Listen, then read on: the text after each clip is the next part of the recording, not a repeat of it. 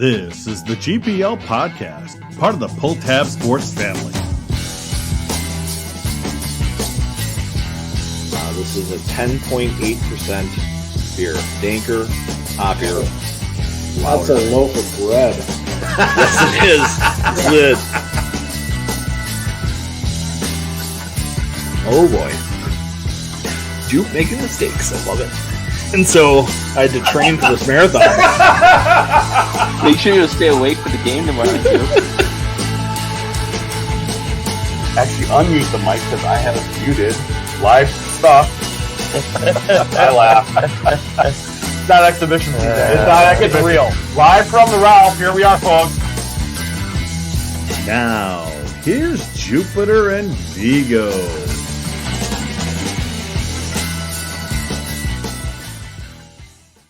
Good evening and welcome to the GPL Podcast, episode number 247. Let's bring in the Vigs here. Vigs, let me see if I can click the right button. There we go.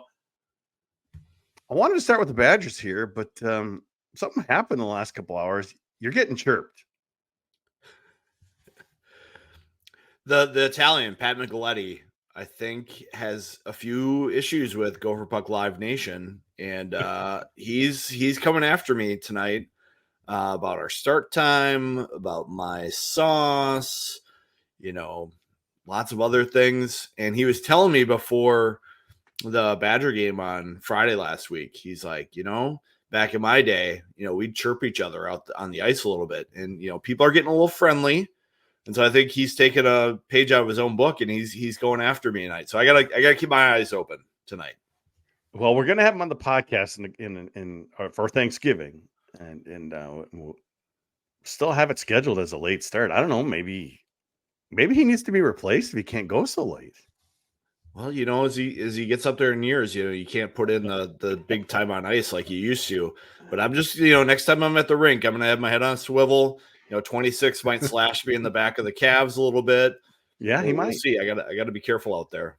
Well, Viggs, we have a brand new guest to the podcast tonight. This is twice this season we've had a new guest. We're growing the family, so glad Yes. to have someone new on board here. And that new person is Marissa Voss. Here she comes, Marissa. Thanks for joining the show. Thank you guys for having me. It's nice to have a female touch. It is. It's always good to have a is. female touch. Yeah. We tried a long time ago, but that person stood us up. Oh, no. It was before you were doing video too. And the video just adds to it. I was watching the intro. I was like, this is getting me jacked up right now. I was excited. Yeah, so you might end up on the intro. It depends if we say something weird that could nice little clip to add onto it. So you just never know. You're a local. Yes. I would say more of a Minnesota State person, but you feel the love for just college hockey and obviously Minnesota sports all the way around, don't you? Yeah.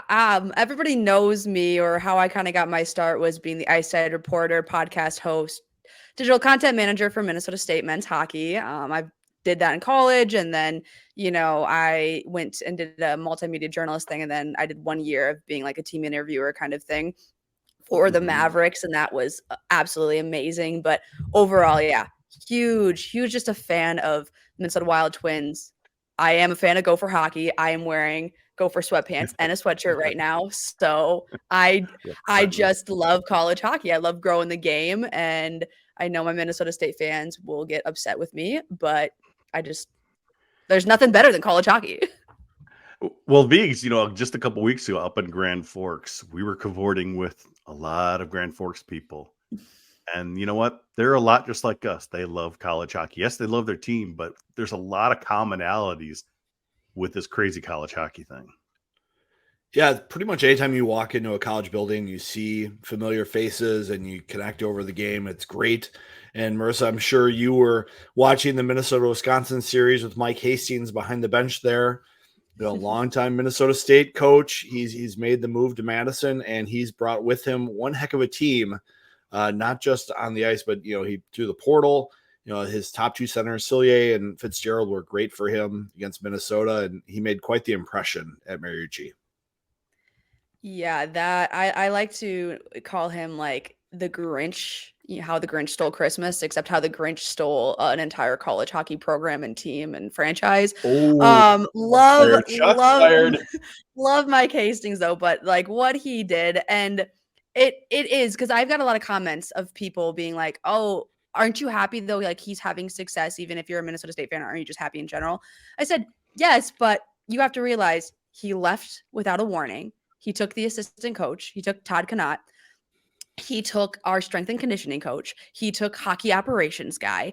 He took our top, would probably be captain, our top player, David Cillier. He took Simon Tassi, and he took Christian Fitzgerald, which was going to be, he was the CCHA Rookie of the Year, and he was having an amazing year. So you kind of wipe that program, and you take everybody for essentially more money, a bigger program, which Big Ten can offer versus Minnesota State, obviously, which Minnesota State is the D1, only D1 program. It's a D2 college, which makes sense. But it's just one of those things where it's like, come on, man. Like, I remember when it happened, like, he just cleaned house. He sure did. And did. They stole 6 points from Minnesota last weekend. Mm-hmm. That wasn't stealing. They earned 6 points. They did. Oh, they my definitely took gosh. it. Yes. It was crazy to watch it. I have Alex Micheletti is in a group chat we have for MNCAA. So I know Pat, and I want to say, Eric, I've been chirped by Pat before, so I get the feeling. I understand.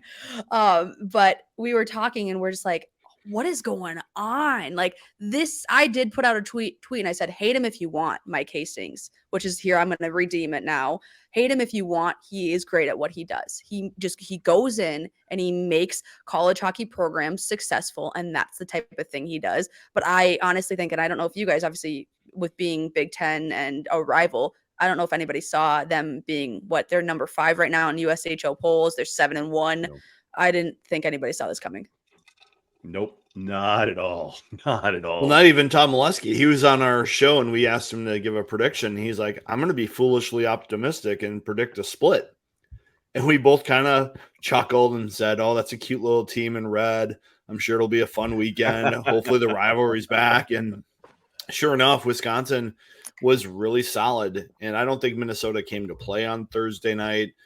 There were a lot of issues with them turning over the puck, making the extra pass, not shooting when they had shooting opportunities.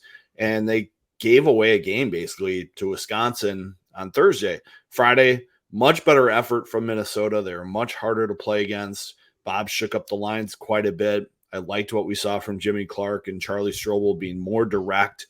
It was center drive with taking pucks below the goal line, but it wasn't enough. And Wisconsin still played pretty well, and they got scoring from the players that need to score for them. And Viggs, last dozen or so games against a Hastings coach team, I think Hastings has 9 wins, 2 losses, or something around that. I heard that stat, something like that. He has got Minnesota's number. He tried to play it off, I've got Motzko's number, blah, blah, blah. Well, he had me long before I had him, but still, he's got something going on here. I would love to embed myself with a Mike Hastings team and just hear what the messages he gives them during the week. Mm-hmm. I could tell Minnesota was not up for the game. Just they're trying to get through the week, trying to get guys back healthy, not really practicing full speed and battle drills to get ready for this week. But I think Wisconsin obviously was ready right from the get-go on Thursday. And Mike has the right message for Minnesota, and he delivers. Well, the funny thing is, Marissa, they weren't quite ready for Minnesota because Minnesota scored on their first shot. Actually, Wisconsin did score on their first shot too, but really, really fast into the game. Mm-hmm. Well, the thing about Mike Hastings is why I think it's funny when you're like, I wonder what he says, like all of those things and what he says to Minnesota. I've seen it, right? That was my life, I think, for 5 or 6 years was seeing the Mike Hastings effect. the way that he amps the guys up, the way that he, gives, and the way that he's just so motivational, he just really sets a fire underneath your butt. And it's like, you just can't help after that going, you're going to go to war, right? You're going to run through a brick wall for this guy. You're going to go win. But at the same time, Minnesota, I don't know if it's the Mike Hastings effect. I don't know what it is, but I feel like a lot of the times whenever they play Mike Hastings, Minnesota's kind of underestimates a little bit. It's happened before with Minnesota State. It's happened before. And the guys, obviously, when they played these big caliber teams, they were like, we're going in with a chip on our shoulder. So I don't know if Minnesota was like, oh, this is going to be, not as difficult as we thought. Obviously, like you said, they came out and they played, but I think Wisconsin had an answer for them the entire game, and it just felt like Wisconsin was always on top, right? They always had an answer. And every time Minnesota tried to do something, it was Wisconsin was there or bearing it or anything. So I don't know if that's a Mike Hastings coaching thing. I don't know if that's Minnesota just being trying to figure some things out, maybe being a different squad than last year. I don't know what you guys are the experts on everything Gopher puck. So big sigh. Nothing after that. I'm like, you guys are the expert. And it's like, crickets. Yeah, we both picked sweeps as well, Viggs, and we didn't see that coming. But there are some legitimate concerns, Viggs, not being up for a team like Wisconsin, a huge rival. Secondary scoring, not really there. I mean, we did have a couple new goal scorers this weekend, but the guys that were expected to step up are not really stepping up offensively. And I would say offensive, people talk about the defense, but offensively, our scoring is down right now compared to last season. Yes, different season, but it's down probably a full goal at least. Yes, scoring's definitely down for Minnesota. I think in the past against Mike Hastings' Minnesota State teams, the Gophers tried to get too cute individually with the puck. They would try to beat too many guys one-on-one, and almost they wanted to win so badly that they were going to force plays and make stuff happen on their own. I think against Wisconsin this last weekend, Minnesota almost was too passive with the puck. They were looking for their teammates to make plays or looking to make an extra pass, or they weren't anticipating the back pressure that Wisconsin would put on them, which took away their time and space when they did have rush scoring chances. And nobody really stepped up to be the alpha player out there. Mm-hmm. One of the things that Pat always chirps about is, players being selfish and shooting the puck and taking charge and being a scorer and telling his line mates, hey, get me the puck. I need it. Now, Jimmy Snuggerud has some of those attributes where he wants the puck and he wants to shoot it, but I think they were getting a little too one-dimensional trying to be cute with the puck, and it just did not work out for them against Wisconsin. And for Minnesota to take the next step, they are going to need to be more productive. And maybe it's the connection between the new D stepping into new ice time roles and these new forwards trying to figure out who's going to take charge, but it's not happening quite yet. Big mistakes there. And I feel the Gophers have always struggled on small ice. I think it's going to take some time for them to live the small ice game. I don't know about that, Viggs. We've seen them do very well at places like Yost, small ice, very tough place to play, and they seem to do well there. I don't know if that's really as big a factor as people think it is. The last couple of years, Minnesota has actually been a better small ice team than a big ice team. Motzko's been trying to build a team to be hard, physical, competitive between the dots for a while. Mm-hmm. This is not a small skating team. They're trying to get some bigger, heavier players to play for Minnesota. So I'm not quite seeing that yet. I think the biggest thing to me is the D are not quite ready to connect with the forwards, and everything's just a little bit off, especially Thursday. There were just so many passes that were off, so many mishandles that instead of getting there deep and getting on the forecheck, they were kind of slow getting there. And Wisconsin was ready to be back. I was impressed by Wisconsin's defensive core. I thought they were really clean getting out and getting in transition and getting in offense. And Minnesota's D just were not the same. One thing we've talked about a lot on this podcast, Marissa, is that a successful Big Ten needs a successful Wisconsin. Mm-hmm. And yet they came into Mariucci, swept Minnesota. That is good for the Big Ten overall. Oh, absolutely. As much as you want to say anything, I think the biggest thing, and I made a TikTok for Herd at Sports on this, is the NCHC better than the Big Ten, right?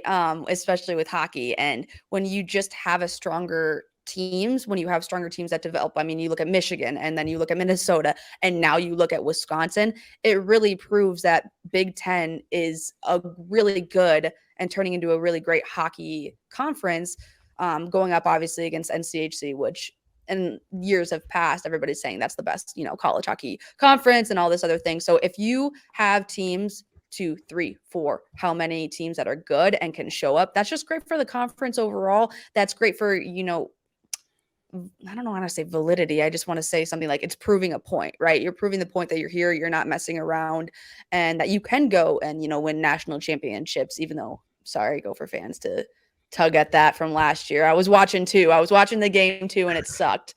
The national champion. I think I made a TikTok and I was in my tub and I was sad. I was so sad because a Minnesota win. You know what? It's just a It Minnesota doesn't win. bother me at all. Doesn't bother me at all. I No. think the NCAA better conference until the Big Ten can win a national championship. And Vigs, it's been a long time. I think Michigan State was the last team to win it before we were in the conference. So it's 2007. Yeah, I think you're right. Wasn't it? Right after Wisconsin did. Yeah, Wisconsin and Mhm. Michigan State were back to back. So Vigs, yes, the Big Ten's getting better, but I think until they actually prove it in the national tournaments, they're not there yet. Well, I think so many teams in the Big Ten have been getting the first round type talents on their roster, but a lot of the coaches have struggled to build a roster over time that can compete in a national tournament. And you need to have experience, you need to have depth. And one of the things with the Big Ten teams is they have not had that experience depth. And I think you're starting to see with Wisconsin bringing in some players from Minnesota State in the transfer portal, he is putting in some experienced depth players who can mesh with the Cruz Lucius type players. They've got Mike Vorlicki back on defense, who's an experienced Big Ten player now. He's ready to contribute. And you're seeing Minnesota start to pull in these recruits who are going to be 20 years old when they come to campus. Leo Gruba, who committed this week, Paulson, who committed this week. These are older players that are coming in. Bob said, I can't just snap my fingers and make us get older, but we're going to get there eventually. And we're starting to see that happen. And when Bob was talking about Wisconsin getting some transfers this year, he said, someday Minnesota will get back in the portal. Maybe it's going to be next year. And I think Bob is realizing you have to have some older players and some depth to overcome losing all this NHL talent. Because this is not the same team losing those 3 defensemen to pro hockey and losing Nyes and Cooley. They're just not the same yet. I have a question for both of you. We'll start with you, Marissa. Does Hastings take the Wisconsin job if there is no portal? I mean, he literally took a lot of players with him. Without that portal, those players would have to sit out a year. Yep. He knows it's a lot easier to build. So what do you think? Does he take the job? I think he does. I think taking the players was just an added bonus. But I think I don't want to say this is the only reason, but I really do believe that money talks.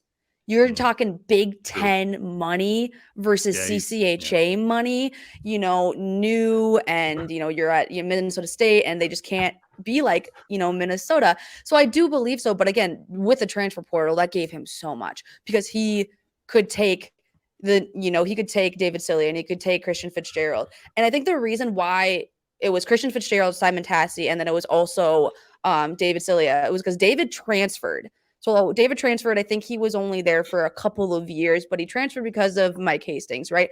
And obviously Tassi and Fitzgerald were very new, but very heavily recruited by Todd and by Mike. So when you get those 2 guys going, that's why they left. A lot of the other boys, and the people on Minnesota State stayed because they were like, hey, this is our team. This is our ride or die. We're not going to go. But I think because those guys were newer, they were like, we're just not. We came for the coach. We didn't come for the program. So if our coach is leaving, we're leaving. But I think the transfer portal makes a difference. But I think he would have taken the job either way because you can already see it's just money talks. As simple as that. You do have other things like travel Veeks. Yeah, they might bust to Mhm. Minnesota, but they're flying a lot of places, charters, things like that. But the portal, as Marissa said, definitely is making a difference for his job at Wisconsin to go right straight uphill. Yeah, it helps him get better faster, but I think the appeal of going from a school like Minnesota State to Wisconsin and being able to recruit the kind of players that will go to Wisconsin is the big difference maker to me. You have these guys like Mike Hastings and Bob Motzko who coach the World Junior team, and they get to see those first round talents. And I got to bet they're thinking in the back of their mind, I wish I had some of these guys at St. Cloud or Minnesota State and see what I could do with those guys. Because Bob didn't win a national title at St. Cloud and Mike didn't win one at Minnesota State. And these guys want to win. And so sometimes to win at that level, you need these top talents. And so Mike Hastings goes to Wisconsin. He's got players like Charlie Strammel, who's a first-round pick of the Wild. He's got a player in the recruiting pipeline, Will Scahan, probably going to be a first-round pick defenseman. He's got Logan Hensler, probably going to be a first-round defenseman. And so now you have the coaching acumen that Mike Hastings has, and you can have access to those players to coach. It's got to make life more fun as a coach. You know, Bob's got a much nicer engine in his car when he's got guys like Logan Cooley and Matthew Nyes there. Mm-hmm. It's got to be tempting as a coach to see what it would be like if you have access to that kind of talent. But Veeks, this does put them 6 points behind right away. That hurts in the Big Ten League. Well, that definitely hurts for Minnesota, but I think Bob knew that this year wasn't going to be turnkey. You know, he likes the players he has. He's talked about this in the past. He's like, yes, I could go in the portal, but that would mean pushing back guys I've recruited. You know, he's talking about Jimmy Clark. Yes, maybe Jimmy Clark is only on this roster because Logan Cooley left, but he was still a recruit for Minnesota and he trusted him. Brody Lamb, same thing. When he lost Tristan Brose to the portal, he's like, yeah, maybe it's a little early for Brody Lamb to come to our program, but we like him. So we'd rather have him than go in the portal. And so Bob's got these guys right now who are feeling out what it's like to be a big-time college hockey player. And Minnesota doesn't play a cupcake schedule. You know, just look at who they played and who they're coming up with. You know, Minnesota Duluth coming up, then Michigan after playing in Wisconsin and North Dakota and St. Thomas. These are all big games. So we're seeing what Sam Renzel have. We're seeing what Oliver Moore has. They've got to get that experience for them to get better. They're not just dipping their toes in. These guys are playing big minutes. And that's what Bob needs to do to have a team that's successful in April. If you're going to stick with your recruits, you have to stick with them on the ice and grow them through the season. And that's one of the things I think that makes Bob an attractive coach to recruits is he can look at his past and say, look, I've given these guys the keys in the past. You come to Minnesota, I'm not going to put training wheels on you. I'm going to give you as much ice time and experience as you can handle. All right. Well, we need to hear from one of our sponsors, Chill Boys. Hi, I'm Kevin. I've been part of the ball crew at numerous tennis events for years. They say I'm an excellent ball handler. It's my job to get loose balls where they're supposed to be, to make the players comfortable, so they can focus on the task at hand, winning. Which is why I recommend Chill Boys life-changing bamboo boxers and boxer briefs. Chill Boys, comfort where it counts. Definitely love the Chill Boys, Big, as we see below. And for those listening, use a special code at chillboys.com. The promo code PULLTAB15 and get 15% off your order. Vigs, you love your Chill Boys.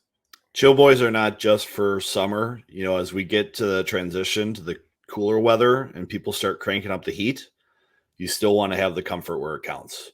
Trust me on this. This bamboo fabric, great for when you're in a spot that used to be comfortable and now it's too hot. You don't have to worry with Chill Boys. And to follow up Chill Boys, of course, one of our favorites, Unreal, is also a sponsor. And I know you're big on them being local and starting from nothing. Yep. Gopher Puck Live loves local stuff. So does Unreal. Started in 2013 by Minnesota entrepreneur Michael E. Jordan, who had $300 in his bank account and is growing a brand looking to leave a legacy here.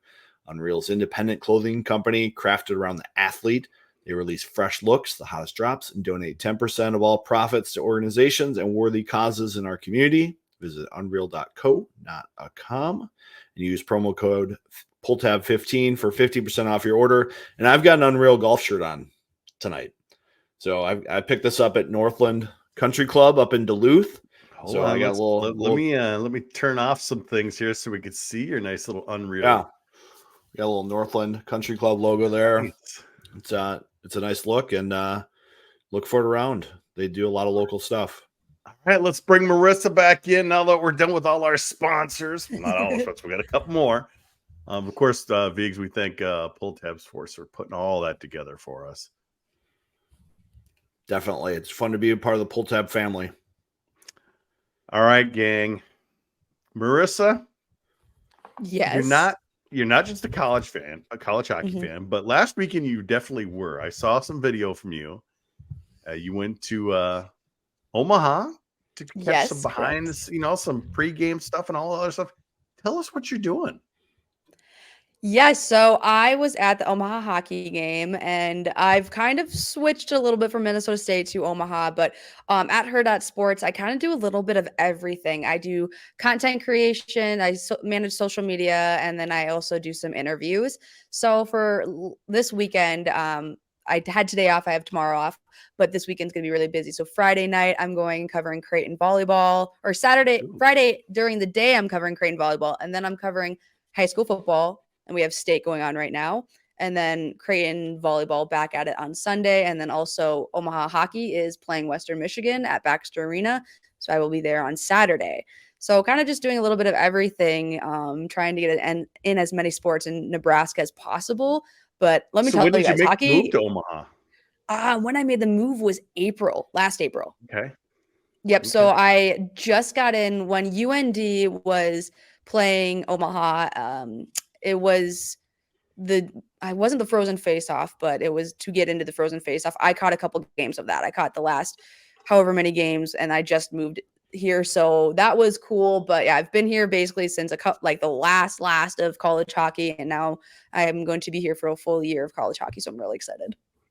I've been meaning to get back to Omaha. My daughter and I went through there, I want to say it was 2017, right before the big eclipse. And we did the zoo real quick, but we had to get to Lincoln because that's where we're staying. But I've been talking to my girlfriend Barb. It's like we need to go down there, check out the zoo, get it because it is a great zoo. If anyone hasn't been, there. Yeah. Bring your kids there, bring adults there. It doesn't matter. Great place to go. I'd love to get down there just for a weekend sometime, maybe next spring or summer or something like that. But you're covering everything down there. Yeah, we covered the College World Series, which was one thing I was going to say. Is I covered College World Series this year, which was super awesome, but Omaha is amazing during CWS. It really does. It brings everything together. The town stands on CWS. So if you ever are like a couple hours away or want to do something, I would definitely recommend that, especially if LSU's in the tournament, because it was different this year with them. I went to a tailgate and there was a full seafood broil in the tailgate. Like that's just how LSU parties. And it was crazy. Vigs, didn't you time in Omaha? I've not made it down to Omaha yet. I like Mike Abbott as a coach down there, and where I like were seeing you all when this you first stuff. got into newspaper stuff. Cedar Rapids, Iowa. Cedar Rapids, you're on the other side. Yep. So not quite so far down. But that was fun too.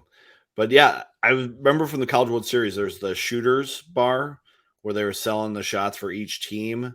And so to support your team on the leaderboard, you had to like do a shot and then they tally them up. And I'm pretty sure LSU did very, very well in that competition. They did so well. I think they broke like all the records. I can't even remember how many they sold, which I should know. It's at Rocco's, and I was there literally like every single day. And I will be there next summer every single day. But yeah, this year LSU did not mess around and they won. And it was like I want to say for some reason I think it was like at least 80,000 Jello shots, if not more. Like it was something absurd of that nature. An I'm absurdly not high even kidding number. you. Yes. Wow. It was stupidly high. Well, Mhm. hasn't Omaha also become like the home to U.S. swimming for the trials right before the Olympics? Because I want to say they've been there the last 2 times to do the swimming Yes. trials. I think so. Yes. They put a I'm pool, not an big, expert on it. I've heard it, yeah. They've but installed a temporary pool into the big, was it 15,000 seat arena, whatever they're calling it these days. yeah, I'm not an It's kind of expert a on central that. hub now, I've heard Beeks. of it though. So I think you're in the right place. Somebody do some research for me. I probably should know this. Me living in Omaha, like I should know Hey, this. you know what? You just moved there. I kind of find the trials interesting, with the swimming, because you watch swimming every 4 years, or at least I do. Takes a full year or 4 years to get really attuned to a place, I think. So you're just dipping your toes in right now. So Exactly. The thing is, it's not much warmer. It gets hotter in the summer there, but really the winter, you're kind of it's just windy, just like it is here. It's super windy. Yeah, and I wasn't expecting it to be this hot, be as hot as it was. I remember in College World Series was like 100 degrees. I was like, "What is this?" And the only thing I remember a lot of the time, I would call my dad and go, "Oh my gosh, it's so warm. It's different in Minnesota because you have lakes to jump into. You don't have any lakes here or anything, you know?" I was like, True. "This sucks. I'm just hot and sweating and it's gross." But it does still get cold. I mean, today it was 50, so it was really nice, but the last couple of days it's been like 20, 30. We haven't got snow yet, which makes me very happy. So, but I think that will be coming soon. I don't mind the snow since I work from home, so it's not so bad. Oh. So. Yeah, that's perfect. have you been educated yet on the proper response to the cold Omaha, where you can insult 2 cities at once? No. Someone, I believe, this? called Iowa City a cold Omaha at one point and got outraged from both people in Omaha and Iowa City. That's literally Because, so funny. I feel like Oh, there's going to have yeah. to be some research on this at some point as well. I'm not super familiar with the phrase, but I know that's a good way to piss off a lot of people, is to just keep riding that I one. love pissing off people. I have too. heard need to that do one that. before. Yeah. A cold I should do that to my Omaha. coworker. The cold Omaha. I love that. Viggs, sounds like we're getting a significant player back this weekend.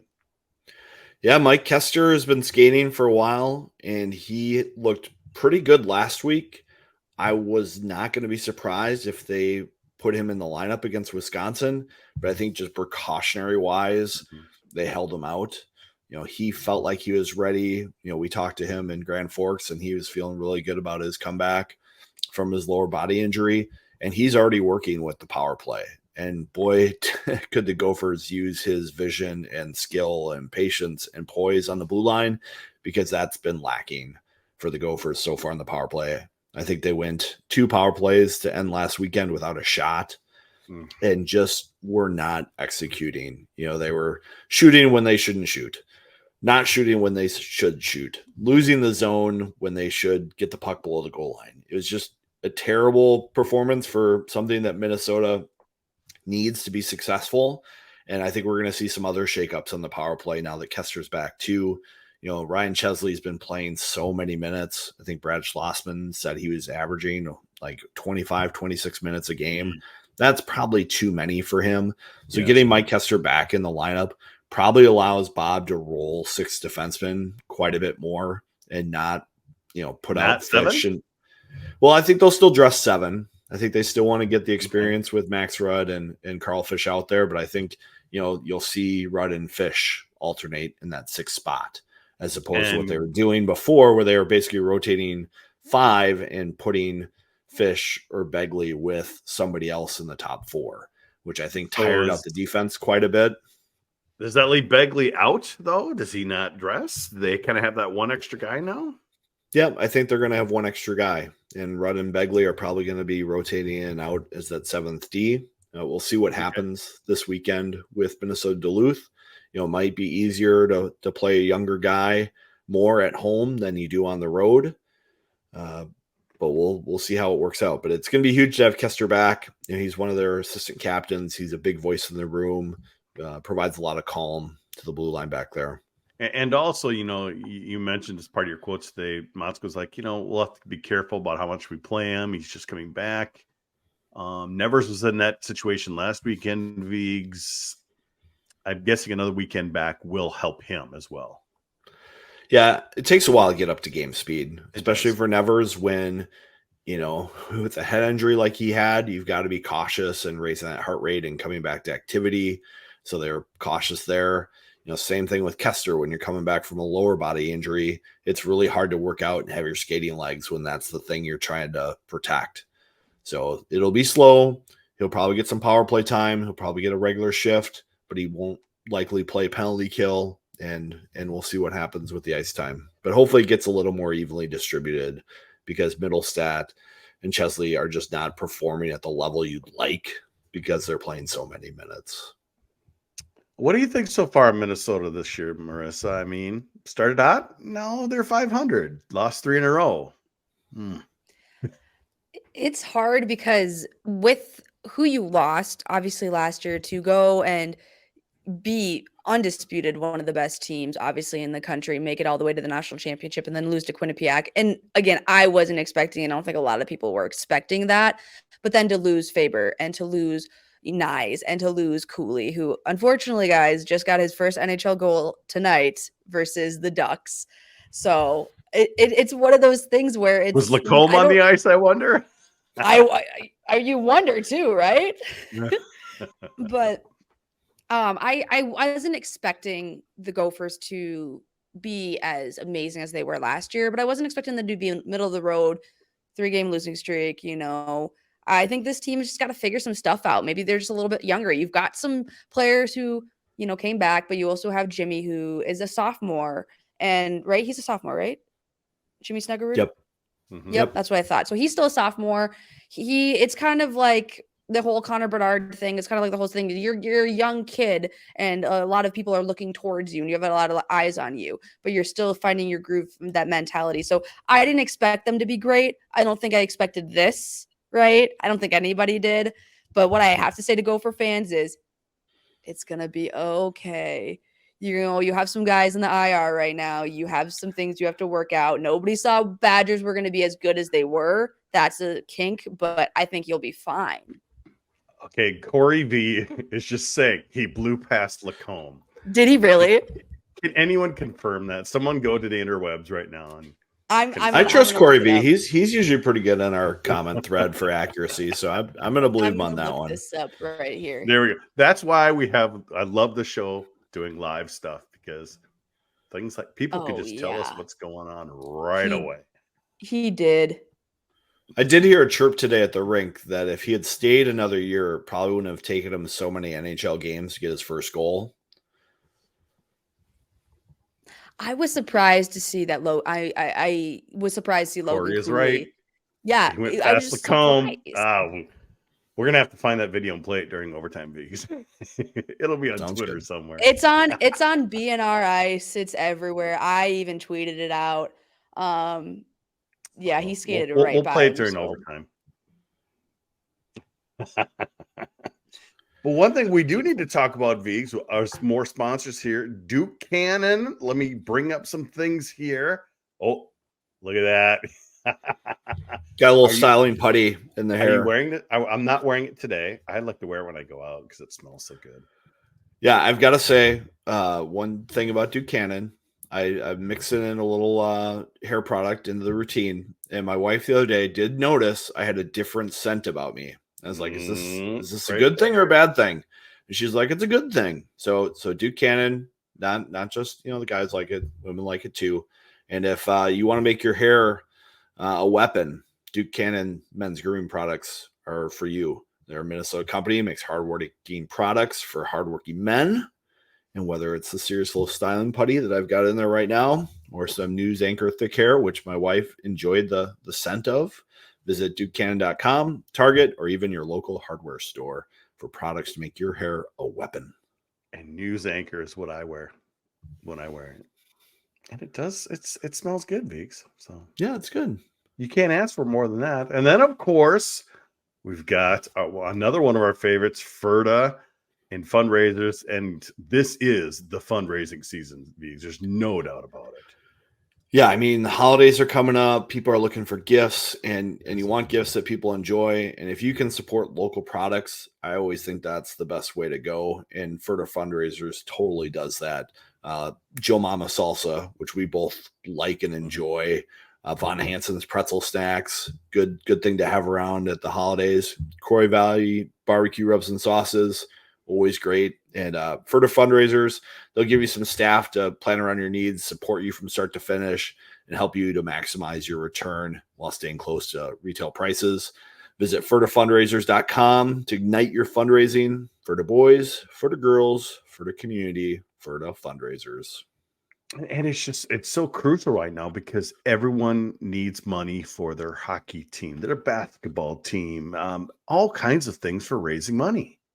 Yep. Get in touch with Wayne over there at Further Fundraisers. He's a great guy. He's got the right attitude, and he'll be really helpful to get you to your goals. It definitely would be. All right, let's bring Marissa back in, and let's talk this weekend. Home and home, Vigs, with the Bulldogs of Minnesota Duluth.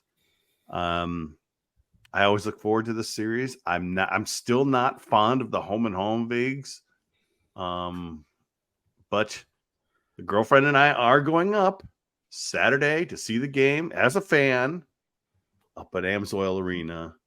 So I do get to have a little fun, though Grandma's is no longer around. But initial thoughts on the weekend? I think it's the right weekend for Minnesota going up to Duluth to play them with a home and home.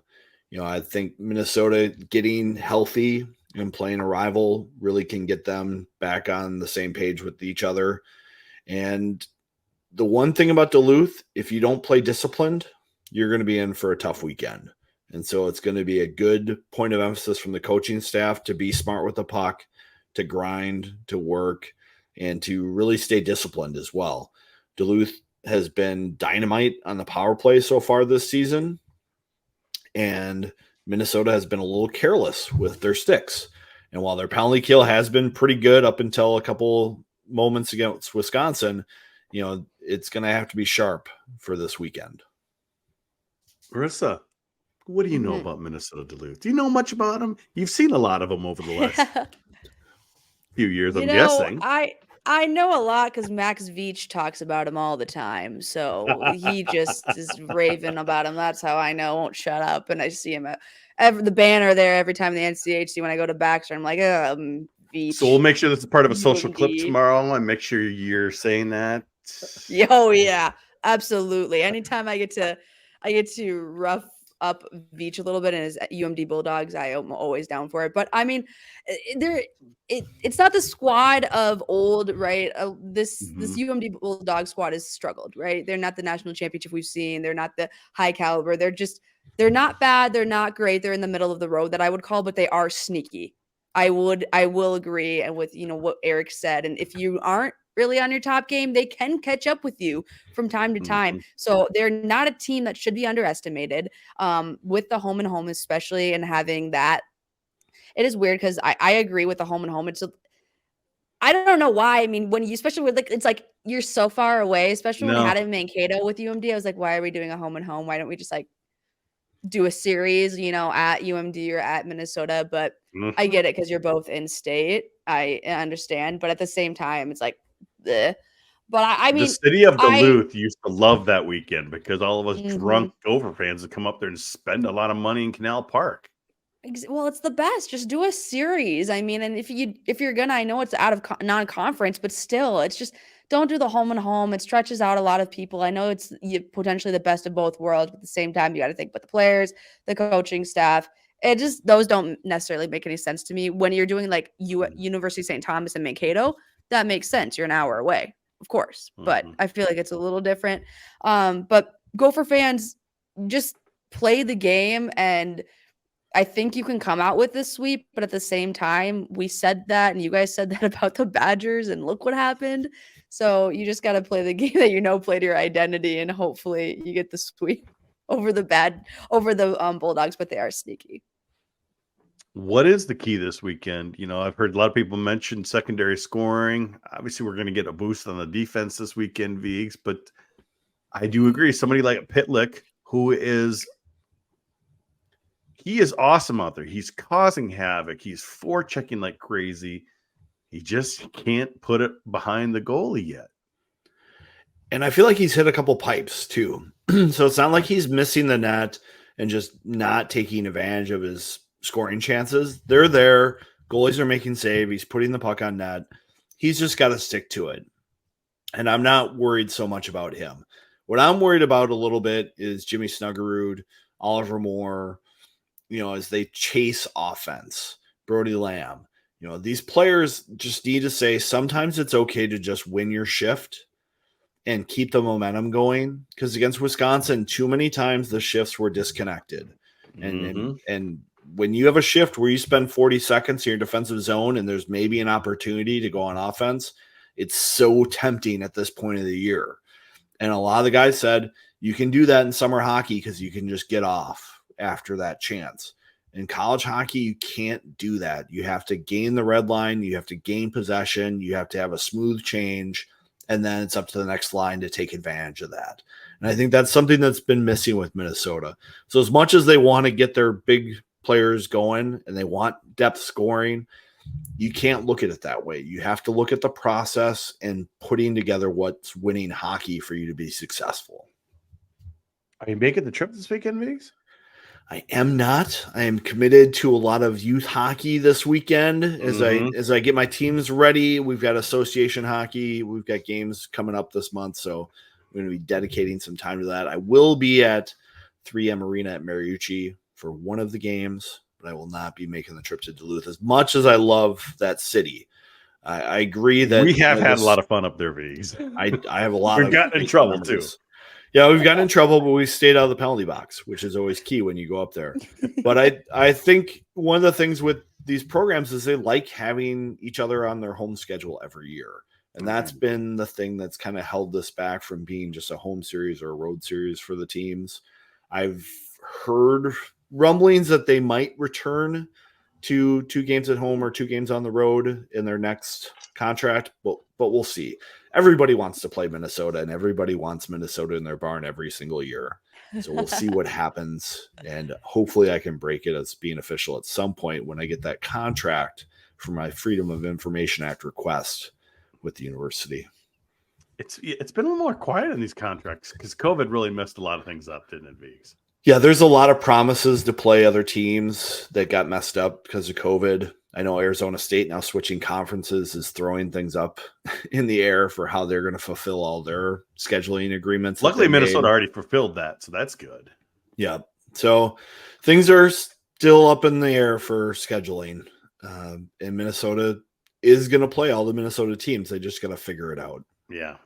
And like they said, they've been doing kind of some exhibitions with Bemidji. They were there last year. They were here this year. They're still playing them. Kind of hinted, a lot of stuff on Twitter today, Marissa. I was just putting out there, St. Cloud's in trouble. I still think they are. Declining enrollments. Advisors telling players not to go there, and then we just saw a switch this week. Of a recruit. Who knows if his advisor told him not to do this? But either one of you, I'm still concerned about St. Cloud. Marissa, ladies first. Oh, sure. I'll go for it. It's hard because, St. Cloud State, a lot of people, when they think obviously of hockey, St. Cloud State is up there. They're a program you think of, they're a barn you think of, they're a team you think of. But at the same time, when you're not getting the necessary recruits in, when you're not getting the talent in, when you're not making the headlines, when, you get swept by Minnesota State and everybody's going, well, what's going on? That shouldn't happen. It starts to make people wonder, is it going to be a thing? Is it going to keep happening? When you have Brett Larson though as your coach, that's how I know that it's going to be okay. If Brett Larson ever leaves and goes somewhere else, I think that's when a lot of Husky fans, a lot of people go, yeah, this could be the end, because he is the heart and soul of that team, of that franchise program, whatever you want to call it. So if he ever does decide to leave, that's going to be the nail in the coffin, I think. And Vigs, I had some people tweeting back that, the smaller schools, liberal arts schools, things like that, they're expecting a low between 2028 and 2035 or something like that, like really a low in students coming to school. So it's not just a sports thing. It's an entirety of college education that, a school like a big school like Minnesota, they would be fine. And, a lot of schools out east, but those smaller schools like St. Cloud, I fear for it after we've just grown college hockey so much the last 10 years. Well, every institution in higher education right now is struggling for enrollment. We're just seeing a decline in 18 to 24-year-old students. It's a thing that's affecting the entire country. And so schools need to be really creative with how they're going to attract students over the next decade or two. And, we talk about this with hockey coaches all the time. It's like, you've got to define what your program is, what kind of play you're going to have on the ice, what kind of recruits you're going to bring in to fit that style. Schools like St. Cloud have to do the same thing. You think of North Dakota, if you like to fly planes, that's a great place for you to go. If you want to be an engineer, Michigan Tech, great spot to go. If you want to be in business or medicine, Minnesota is a great place to go. You want to be in TV? St. Cloud's a great place to go. Exactly. Yep. So you have to figure out what's your market, what's your niche. And I think that's something that's going to affect all institutions going forward. As many advisors say, maybe don't go there. There are some advisors who still do, because Brett Larson's a great hockey coach. And they do have a strong alumni supporting them. And they do have a pretty good fan base. It's just that health of the institution overall, they grew pretty quick and they went to that liberal arts model, and they probably expanded their programs too quickly. They've got to kind of circle the wagons and figure out, what are we going to do really well at St. Cloud State for us to be successful long-term and get through these next 2 decades. And Marissa, we're no fans of St. Cloud hockey, but we're fans of college hockey. Yep. And if that school academically has issues that affects St. Cloud hockey, it affects us all. We want college hockey to succeed, and that's definitely not a good thing if something happens to St. Cloud. Yeah, and I think that's what is making a lot of people, with just the enrollment with everything and with the town overall with St. Cloud, I think there's just some bad stuff going on. I mean, you had one of the big bars and a couple of other restaurants and all these things for the economy, that when that burned down and everything else, that took a hit on the town itself. And now a lot of college kids are going, do I want to go to St. Cloud? Well, I want to go to St. Cloud because of the school, but what does the town or the city offer me? Not much. I've been there to visit a friend who went to school, and I was kind of like, okay, like there's not much to do in this city or town. I don't really, I've been there once and that was it. That was done. Right. That's what I think you're finding with a lot of people is, especially with college kids, there's like, yeah, I want to go to the college, but I also want to do stuff outside of the college. Right. I just don't want to stick to solely athletics. And is there going to be a bigger population? Is there things to do? Restaurants? Can you go to museums or do stuff? Probably nobody college kids is going to a museum, but do you know what I mean? There's just needs to be more to do than just go and get an education and go play college hockey or see college hockey. And that's going to take a hit overall. Because if you don't have, let's say a day comes where unfortunately that does happen, and now all of a sudden you don't have SCSU and the NCHC or in college hockey, that's going to take a huge hit on just the NCHC and conference overall. Now you're missing a huge big component in that, and you're missing a huge big component just in college hockey overall and for Minnesota. It's something that nobody wants to see, as much as we don't like St. Cloud State University, just because if you don't play them and they're not there, that's going to hurt everybody, because we need as much college hockey and we want to grow it as we can. We don't want to lose it. All right, back to the hockey this weekend. Viggs, what does Minnesota need to do to get more than a split? Either maybe, well, we're not doing points, but either a 5 or 6 point weekend, 4 or 5, 6 point weekend. I think for Minnesota to get more than just a split this weekend, they're going to need Mikey Kester to smoothly jump back into the lineup and get their power play going. This power play for Minnesota has to be a weapon for them. just like Buchanan Products making your hair a weapon for us. The Gophers have to figure out how to score at more than 25% in the power play. And a big part of that is having a defenseman back there who's calm and poised and moving the puck. I think Minnesota has been a little static in their position on the power play, trying to get the puck to Snuggerud, and that just is not going to be effective long term. Teams are too good for that. Snuggerud can go from the bottom of the circle to the top of the circle to try to get open for that one-timer, but you have to have other options. And we'll see what's going to happen with Minnesota there.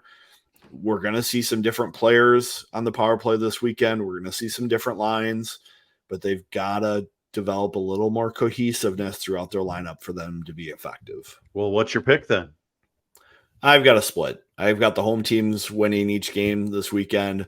I was talking to Jess Myers this week, and who's the more desperate team? Both teams are coming off sweeps. Cornell took care of UMD this last weekend. Wisconsin took Minnesota. I think teams, when they're at home, they're more desperate and they're more bought in. They're more comfortable. And so I see the home teams winning each game. What do you think, Marissa?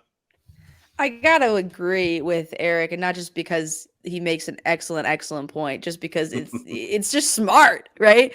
Whenever we do this on MNCAA, half the time Alex Micheletti's going, I'm going to sweep, and I'm like, I'm going to split, because it's one of those things where it is the safe option. Both teams win, but if you call a sweep and they get swept or vice versa, it could be bad. But I agree with everything Eric said. When you're in your own home barn, you're going to want to win. You're in front of your home fans. You have everything, and that amps you up more. So I think you see more with home and homes. They're usually a split.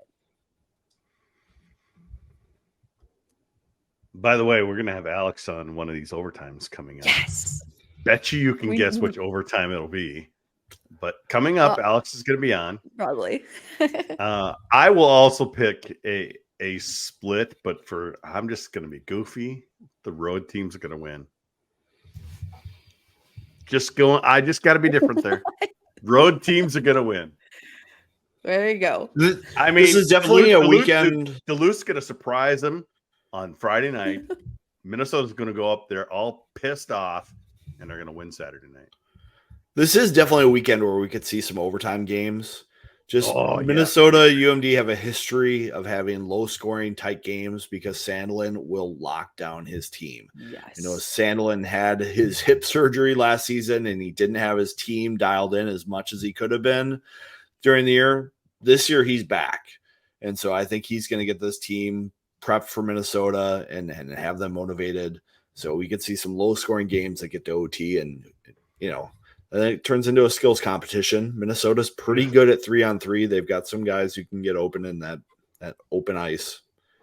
So we'll see what happens. Marissa, can you hang with us for overtime? Oh, of course I can. Well, then, thanks for being on the show. We appreciate you coming on.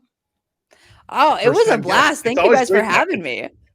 Well, we appreciate you coming on. It's like I said, it's nice to get some different perspectives, and we've been trying to do that this year. We had Derek Burns on from Dinkytown Athletes, and he's more of a football guy. Well, he played for the football team, but it's nice to get some different perspectives, and especially out of you this week. So it's been nice to have you on. Beautiful. I'm glad to add that different perspective.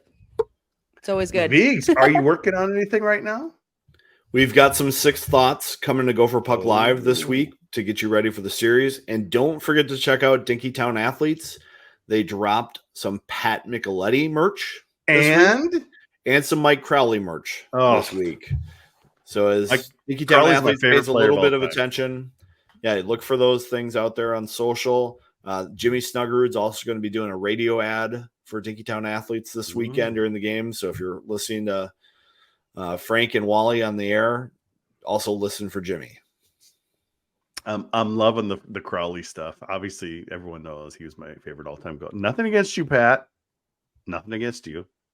But he went to my high school, and he's a legend in my eyes. Too young for people like Marissa, but, you're young. I am young. Well, that's going to do it for this episode of the GPL Podcast. Of course, we want to thank Marissa for coming on the show again this week. And we'll be back next week to recap the home and home series with UMD and then preview the big series with Michigan coming up after that. For those of you watching live, stay tuned for overtime. For the rest of you, we'll catch you next week on the GPL podcast.